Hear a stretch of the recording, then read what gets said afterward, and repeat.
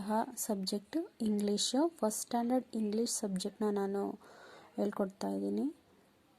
ಅದರಲ್ಲಿ first standard English text ಬುಕ್ಕಲ್ಲಿ identify the pictures, say their names after the teacher ಅಂತ ಇದೆ. ಇದನ್ನ ಐಡೆಂಟಿಫೈ ಮಾಡೋದು ಮಕ್ಕಳು ಹೇಗೆ ಅಂತಂದರೆ, ಅಲ್ಲಿರೋಂತಹ ಪಿಕ್ಚರ್ನ ನೋಡಿಕೊಂಡು ಅದರದ್ದು ಯಾವ ಪಕ್ಷಿ ಅನ್ನೋದನ್ನು ನಾವು ಇಂಗ್ಲೀಷ್ನಲ್ಲಿ ಹೇಳಬೇಕಾಗುತ್ತೆ. ಅದರಲ್ಲಿ ಮೊದಲನೇದಾಗಿ ಕಾಕ್ ಅಂದರೆ ಅಲ್ಲಿ ಹುಂಜ ಇದೆ, ಅದನ್ನು ನಾವು ಕಾಕ್ ಅಂತ ಹೇಳ್ತೀವಿ. ಎರಡನೇದು ಬಂದು ಡಕ್, DUCK ಡಕ್. ಮೂರನೇದು ಬಂದು ಕ್ರೌ, CROW ಕ್ರೌ ಅಂದರೆ ಕಾಗೆ.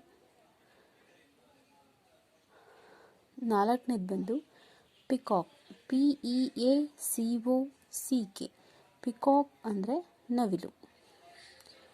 ನೆಕ್ಸ್ಟ್ ಐದನೇದು ಬಂದು PARROT ಪ್ಯಾರಟ್ ಅಂದರೆ ಗಿಳಿ.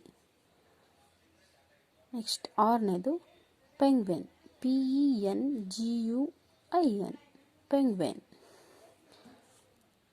ನೆಕ್ಸ್ಟ್ ಸೆವೆಂತ್ ಒಂದು sparrow, SPARROW sparrow. Next pigeon, PIGEON ಪಾರಿವಾಳ.